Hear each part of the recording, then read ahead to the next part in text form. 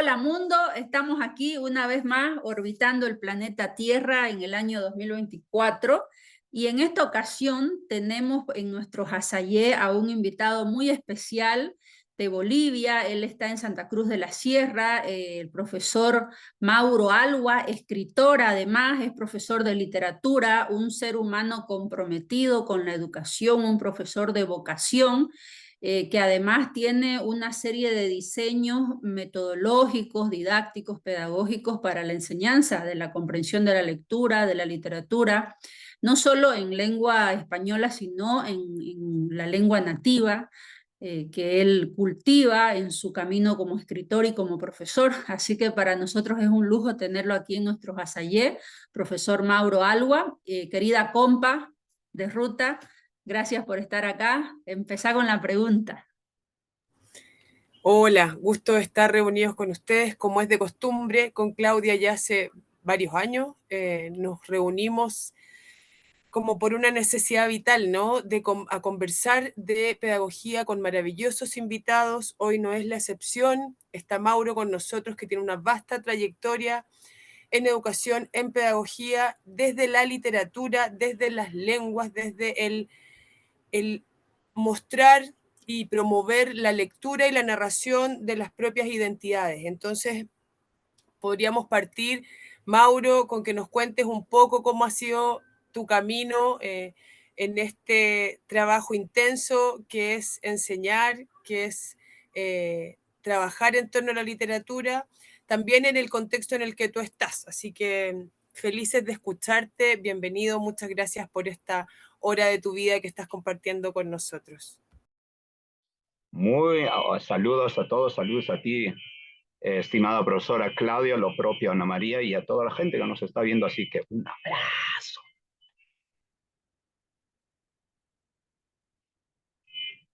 Estoy dispuesta a ver en lo que pueda, pues a poder en este conversatorio, ¿no? Poder intercambiar, ¿no? Algunas de las cosas que yo voy haciendo en este trabajo como docente y también, ¿no? Un poco habiendo ingresado a la escritura, ¿no? Eso. Profesor Mario, ¿qué lengua es la que usted habla y cultiva en su escritura y en su trabajo como profesor con los estudiantes, además del español? Gracias. Con respecto a la pregunta que me realizaba Ana María, a ver, yo tengo pocos años de experiencia en las aulas, es decir, de la docencia en educación regular, que sería aquí en Bolivia en educación secundaria. Así que, bueno, ¿cómo surgió esto? Yo a veces en son de broma digo, yo soy profesor de equivocación, digo. Y en principio fue así, ¿no? No de vocación, digo, en principio fue así porque, bueno, a mí me gustaba mucho leer novelas, ya estaba ahí metido en leer novelas, estaba. Y pues ya y había una época en donde para desestresarme del trabajo que realizaba iba a un ballet. Y entonces después de terminar de bailar de ballet, ¿qué hacíamos? Para irnos a tomar un café, algo en la salida, ¿yo qué hacía en las charlas? Hablar de lo que había leído, de las novelas. Y eso era repetitivo, ¿no? Después de las clases del ballet. Ya entonces, y alguien me dice, y oye, vos que cuentas esas historias que nos cuentas a nosotros, dice, vos serías un buen profe de literatura, me dice. Ya, entonces, ya al principio no lo tomaba en serio, digamos, tampoco sabía dónde estudiaban los profesores, yo pensé que estudiaban en la universidad, no, aquí en Bolivia. Ya, entonces, ya, y fue la cosa, y me van repitiendo, oye, de verdad, serías un buen profesor de literatura, me dice, porque mira, vos ya, las novelas que usted, y además, cómo la cuenta, porque yo la vivía, digamos, ¿no? Y me dice, pues ya, y sucede ahí, ¿no? La equivocación, digo, a ver, profesor, papá, y ya, fue así, me fui a presentar un examen a la normal, aprobé y ya. Y estoy ahí por equivocación. Tal vez si no hubiese sido ese espacio, esas personas a quienes yo les contaba las novelas que había leído, pues no hubiese sido esto, ¿no? Y eso Qué ya, grato error, qué grato error y exacto. qué suertudos los estudiantes que le han tocado, profesor Mauro, porque claro, usted me imagino como escritor, ha pasado con muchos escritores, fíjese, no solo en Bolivia, el otro día conversaba con unos profesores del Paraguay, del Ecuador, de Argentina, que compartimos esto de la pedagogía profes fuera de la caja, y me contaban que una anécdota fue que ellos estaban en un evento de lectura de poesía y presentando sus libros de cuentos, y de pronto en estas conversaciones así entre amigos alguien le menciona, oye, tenés este talento, ¿por qué no sos profesor, no? Y mire, usted se metió a estudiar a la Escuela Normal de Maestros, o sea, se lo tomó en serio el comentario de sus colegas escritores, ¿no? Yo sé que Homero Carvalho también lo conoce, yo a usted lo he visto en las ferias de libros, y este don de la escritura de alguna manera lo está contagiando, porque para ser escritor hay que ser un buen lector, ¿no? Así que usted lo está contagiando a sus alumnos ahora. ¿Cómo compagina el profesor Mauro Alba su trabajo de escritor con su trabajo de profesor? ¿Cómo lo compagina en las aulas? Ya, bueno, yo mi profesor de literatura, recuerdo en colegio era, no recuerdo muy bien, pero era tedioso. Yo quería irme de las clases. Ya quería que acabe porque era tedioso. O sea, te explicaba de las categorías gramaticales, te explicaba del verbo, modo subjuntivo, imperativo, ya. Pero no. Y yo dije cuando esto de las personas que iban al ballet me decía, y como les contaba, y me decía, yo un poco averiguaba, ¿y cómo es esto? ¿Tú cómo lo haces la clase? Y yo, no. Y entonces ahí dije ya una analogía que hago acá. Dije, oye, si yo, que este profesor de literatura, quería yo irme de las clases, yo no tengo que ser así. Entonces, ¿cómo hago? Y entonces ahí dije, veía también, me gustaba el fútbol, entonces gustaba verlo al jugador de los finales de los años 90, Jorge Campos. Este jugador mexicano de la selección mexicana era un jugador sui generis, porque no era solamente arquero. O sea, el tipo agarraba la pelota, se salía del arco, se iba para adelante como un delantero y hacía el golazo. Y después ya yo a medida iba leyendo la historia de él y decía, mucha gente iba al estadio no por ver el partido del equipo, sino por ver a Jorge Campos, porque esperaban que una nueva ya salida iba a tener, qué iba a hacer, porque era impredecible, ¿no? Lo que iba a hacer. Y entonces yo lo que me ha ayudado mucho, sobre todo para la parte didáctica y pedagógica, es decir, para llamar, sembrar la atención en los estudiantes, ¿qué era?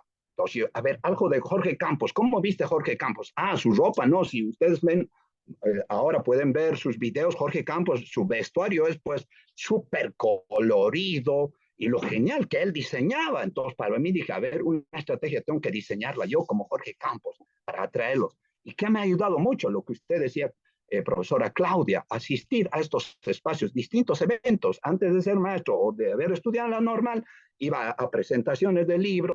Es que en esos espacios yo aprendí mucho. Por ejemplo, de los cuentacuentos, el tipo de tono que utilizaban, bajaban la voz y decían, no, bien ahí. Y ahora el monstruo se acerca y el niño no. Y entonces todo esto que aprendí ahí en la clase, igual dije, no, funciona, esto va a funcionar, ¿no? Y es prueba de error, ¿no? Y entonces todo lo que aprendí de esas veces que fui a estos de los cuentacuentos, ya pues aplicarlo en la parte didáctica de mi estudiante, para que mis estudiantes por lo menos intentar que los chicos estén así azorados. Oye, ¿qué? Atrapados, y no sienta la misma sensación que yo tenía. Qué maravilla, profesor Mario. Además, este talento natural que es muy propio de los pueblos donde ha habido mucha educación en el hogar a partir de la oralidad, ¿no? Que eso está muy presente todavía en Bolivia, en Ecuador, en Perú, en algunas zonas de Chile también.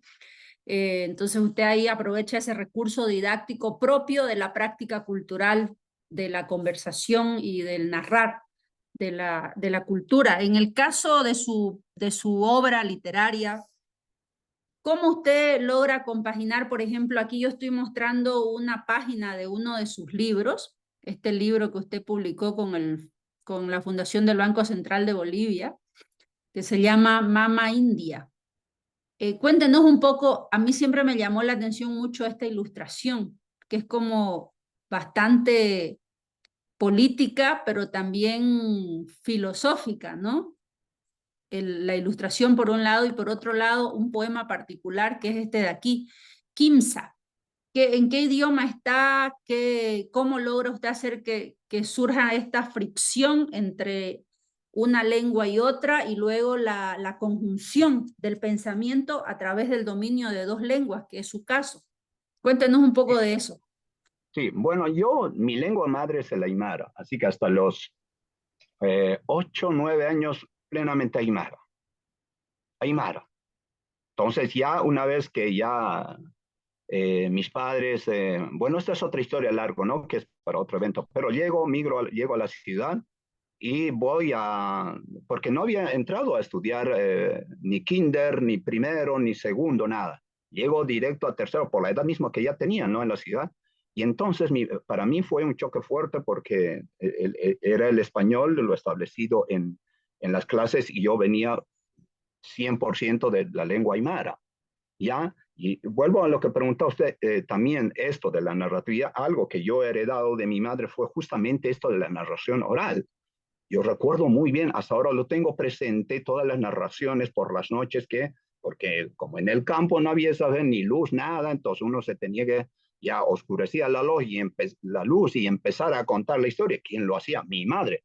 Mi padre sabía algo, pero mi madre era la que tenía no sé cuántos historias ahí, entonces yo pues ahí, ¿no? Escuchando con el pasar de los años, y mira que eso cómo ha quedado grabado hasta el día de hoy. Esas historias todavía, bueno, no los recuerdo 100%, pero sí. Y entonces a partir de eso, ya es que en este poema, por ejemplo, que está Kimsa, que significa tres, ¿no? Y entonces acá está, como pueden observar, hay una gran parte del castellano, solamente en cada verso las terminaciones están en aymara.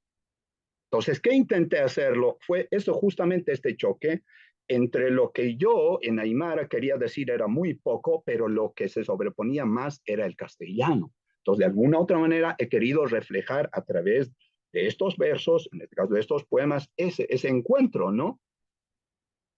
Qué interesante esa necesidad de reflejar el encuentro, ¿no? A mí me hacía mucho sentido cuando, Mauro, tú decías, yo iba al colegio y el profesor de gramática tan frío o tan instrumental no me mostraba cosas, conceptos que quedan muy fuera.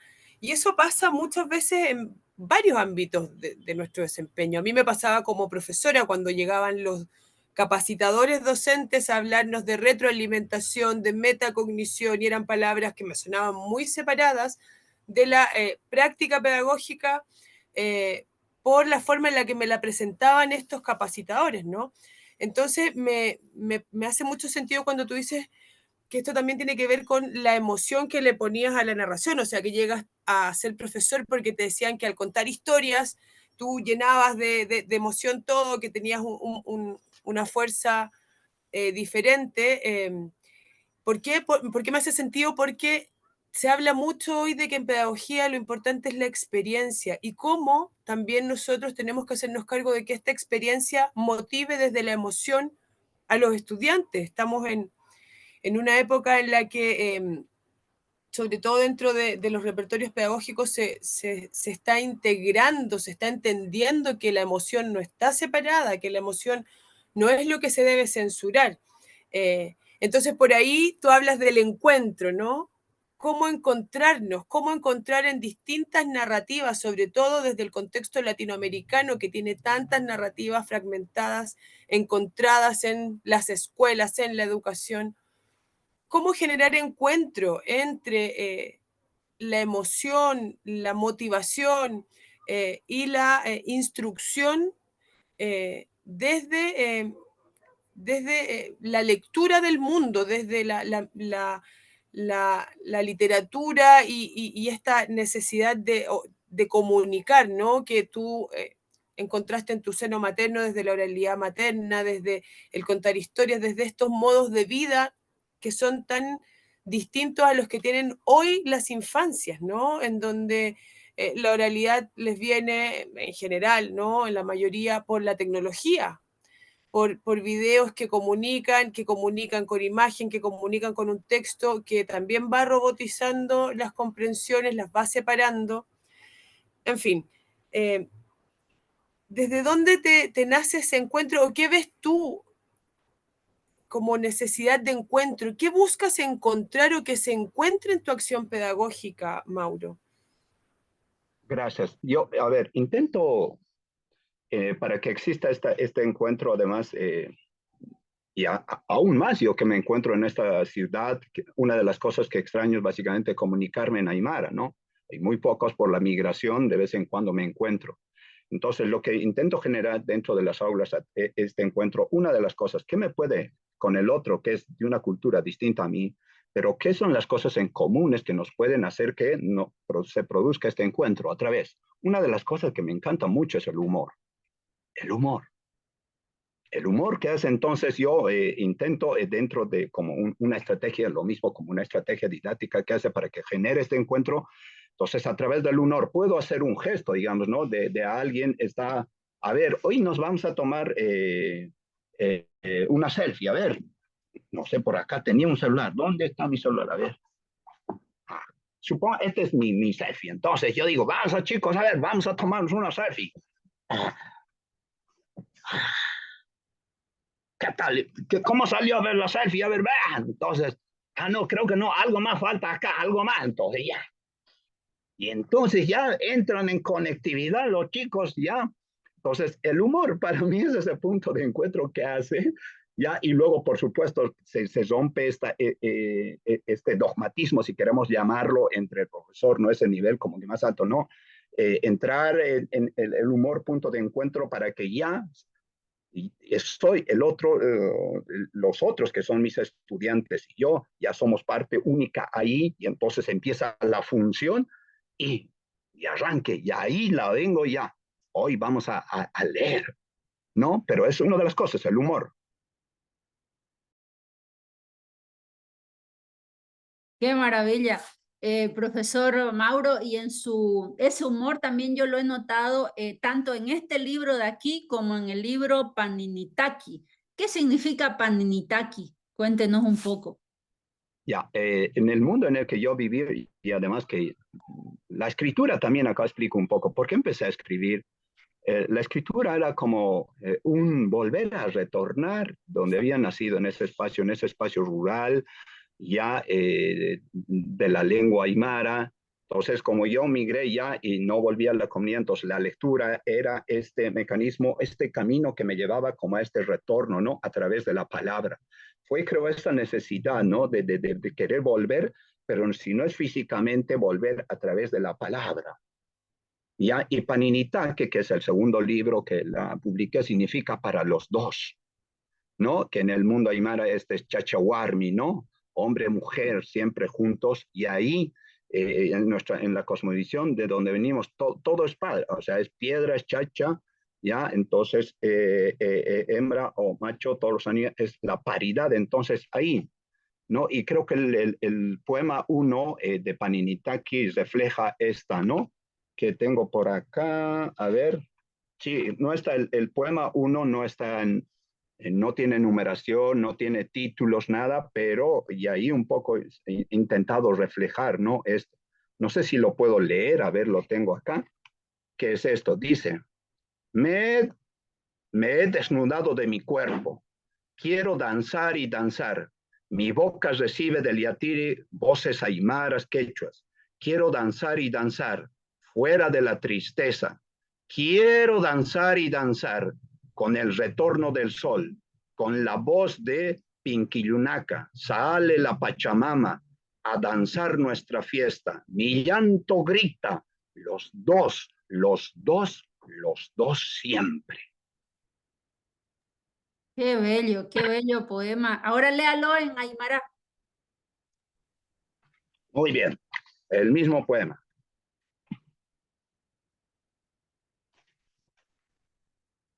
Hanchihastik alanchustua.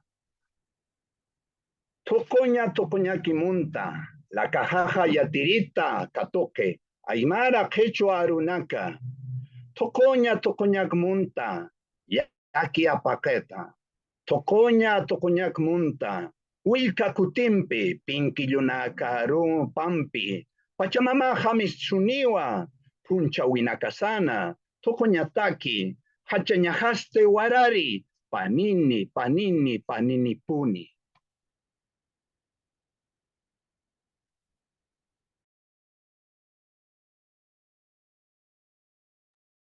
Qué hermoso ese ritmo, ¿no? De la lengua aymara. Siempre me ha gustado escuchar incluso a algunos cantantes de nuestro país, ¿no? En lengua aymara. También en la zona norte de Chile, en Perú también hay bastante poesía que se escribe todavía y se canta, ¿no? Muchas canciones. Yo creo que esa sonoridad es muy propia de muchas lenguas nativas de América, desde el norte hasta el sur, ¿no? Eh, y la traducción, profesor Mauro, ¿esa traducción la hace usted mismo? Sí, acá mire que ahí entendí, comprendí cuán complejo es la traducción, ¿no? Ujú. Entonces yo me metí aquí ya como un neófito, por supuesto, a decir, a ver, la voy a llevar y ahí comprendí realmente la riqueza y cuando alguien decía, recién comprendí cuando alguien decía, hoy, yo quiero leer Hemingway, pero quiero leerlo en inglés. Ya lo disfruto más que en la traducción misma. Entonces ahí a mí me pasó esto, ¿no? En este proceso de traducción, donde he tenido mucha dificultad y seguramente si alguien ya me observó y me dijo, oye, creo que acá la has pelado algo, me dice, ¿no? Es decir, ya, entonces pues, fue un producto, ¿no? Entonces que empecé ya un poco de bibliografía, ya a entender cómo, que no había traducción literal, entonces intenté por el sentido que tenía, entonces ese fue el proceso de traducción. Primero yo comprender que no existe, no se podría traducir de manera, ya, si es literal, no, pues pierde, ¿no? Lo que uno quiso decir en su propio idioma ya, pero he intentado que esté lo más cercano posible a la Aymara, esta traducción al castellano. Claro, lo que pasa también, profesor Mauro, como usted bien dice, es una profesión, un trabajo muy complejo, el de la traducción, porque no pasa solo por generar equivalencias lingüísticas literales, sino por comprender las equivalencias semánticas que muchas veces no existen, por un lado, y por otro lado es las equivalencias filosóficas, que también muchas veces no existen. Entonces el proceso de traducir es un proceso de interpretación muchas veces y un proceso de inmersión cultural. Y yo creo que uno de los principales recursos didácticos para que suceda la verdadera educación intercultural estaría en que los libros de texto de las escuelas tengan propuestas como esta, donde los profesores mismos de las distintas materias se den el permiso de hacer una traducción, aunque no sean traductores o lingüistas, pero son hablantes de dos lenguas. La lengua que cohesiona con el mundo, que en este caso es el español, y la lengua que lo cohesiona con su mundo interior y que es su lengua nativa, como el aymara. Entonces, yo creo que incorporar esta perspectiva en la educación intercultural, en los procesos de traducción pedagógico-didáctica, eh, permitiría que como humanidad empecemos a entendernos, tal vez, siendo optimistas. Porque solo cuando entramos en la entraña filosófica del otro, tal vez nos acercamos un poquito al otro, ¿no? Compa, vos que sos filósofa, ¿qué te parece? Y qué complejo entrar en esa entraña, ¿no? Pero claro, de ahí viene la idea del encuentro y de cómo podemos usar la enseñanza de la literatura y de la escritura para encontrar las construcciones de significado que se generan en nuestros orígenes o en nuestros contextos culturales. Y cuando hablamos de contexto cultural, no necesariamente estamos hablando de una etnia, de una región, estamos hablando de familias distintas. En un aula se encuentran distintas construcciones de sentido del mundo respecto o en base a la experiencia que tienen los sujetos y que tienen en su familia, desde su país de origen, desde su historia. Entonces, me parece muy importante, muy ejemplificador lo que plantea Mauro respecto de esta necesidad, ¿no? Cómo a propósito de estas tensiones interculturales que están en el aula, cómo los docentes debemos sentirnos dentro del aula como gestores de encuentros en donde se diluciden o se develen, ¿no?, las construcciones culturales de esos significados. Es complejo, pero es súper necesario. Yo he estado ahora trabajando con un grupo de niños que son todos latinoamericanos acá en Chile, no hay ningún chileno en mi grupo de niños, y les he explicado esto, les he explicado cómo las palabras tienen un significado de acuerdo a la experiencia que han tenido, y he tratado de promover también esa comprensión, ¿no? Pero como dice Claudia, aquí la emergencia es generar didácticas para la traducción y el encuentro, generar pedagogías de encuentro y traducción de nuestras construcciones de significado. Es súper optimista, como dice Claudia, pero también es un trabajo que podemos hacer, sobre todo viendo las cosas que hacen personas como Mauro, ¿no? ¿Qué es lo que podrías tú destacar ahora como necesidades también respecto a esto, Mauro? Si nos puedes seguir compartiendo para ir ya terminando esta conversación. ¿Qué tensiones ves tú, qué desafíos ves tú para generar estos encuentros y estas traducciones de formas de vida y de seres humanos que se encuentran en espacios educativos? Sí, Cuéntenos a un ver, poco en relación a lo que le pregunta Ana María, Mauro. Yo me acuerdo ahorita mientras la escuché a Ana María con la pregunta, le añado ahí un detalle para que lo desarrolle en relación a esa pregunta. Usted ha creado su propio material. Yo sé que usted ha seleccionado lecturas. Cuéntenos esos recursos didácticos y si usted incorpora su propia poética como recurso didáctico también en el trabajo de profesor. ya, gracias. Hay la primera sobre esto de la diversidad cultural, hay un letrero grande a la entrada en La Paz, en la ciudad de La Paz, por la autopista. Cuando uno baja, hay un puente, dice unidad en la diversidad.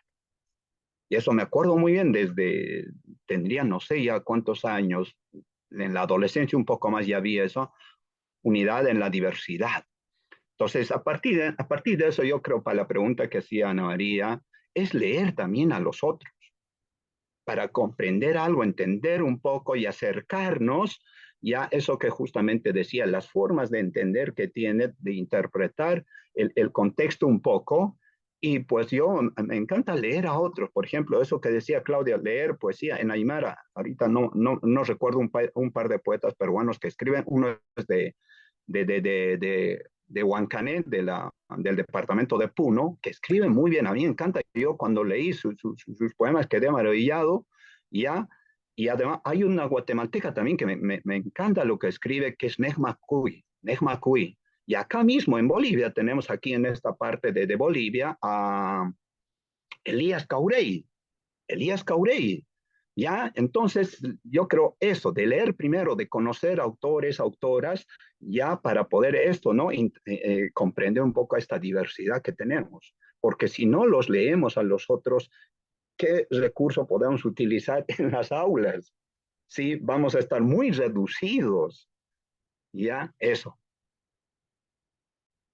Profesor Mario, y para cerrar, aquí en este texto que estoy mostrando en la pantalla, a ver, léanos este poema. A mí me llamó mucho la atención, pero tiene que ver un poco con lo que hemos estado abordando. Léalo y cuénteme un poco de lo que hay, la historia detrás de este poema. Ya. Mamá India, me han comunicado que recibiste un mensaje dañado. Fueron lenguas que no traducen mi dictado. Entiéndeme que era otro corazón. Esas letanías no hacen sentir el pensamiento, no tienen fuerza para quitar el velo, ni componer las tristezas. Entiéndeme que era otro corazón.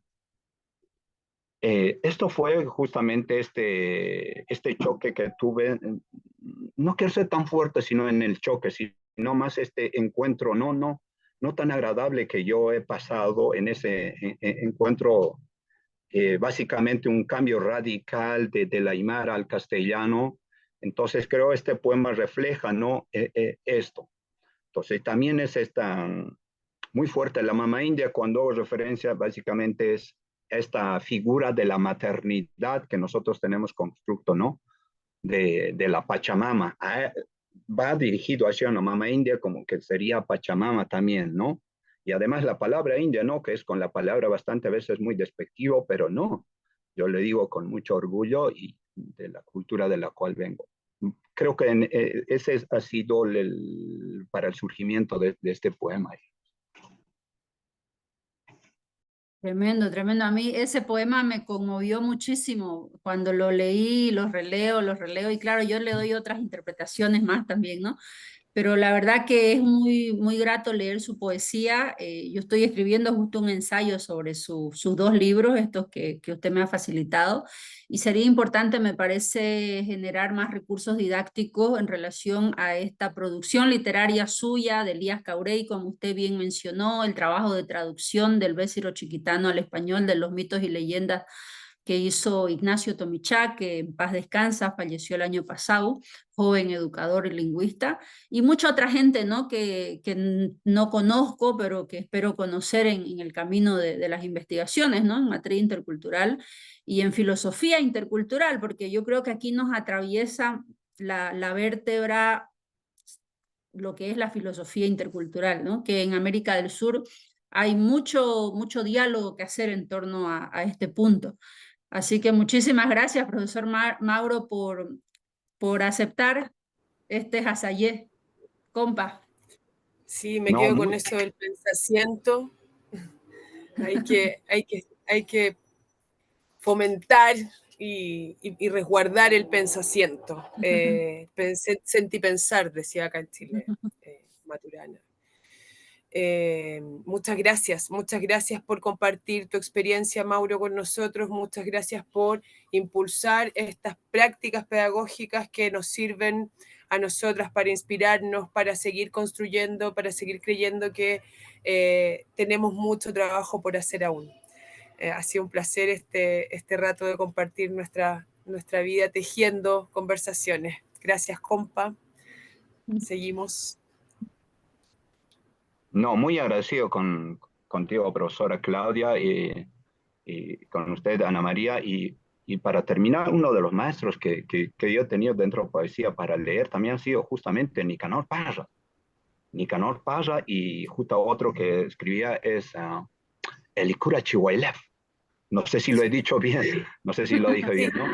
Ya, entonces eso que yo decía, invitarlos, ¿no? A que puedan, pues, ahora que el Internet democratiza más el acceso a obras que yo los he podido justamente conseguir a través, si no hubiera sido en Internet, creo que no hubiese leído a estos autores. Así que muy agradecido con ustedes y ¡wow! Esto es el maestro. Un abrazo, profesor Mauro. Disfrute el calorcito allá en Santa Cruz.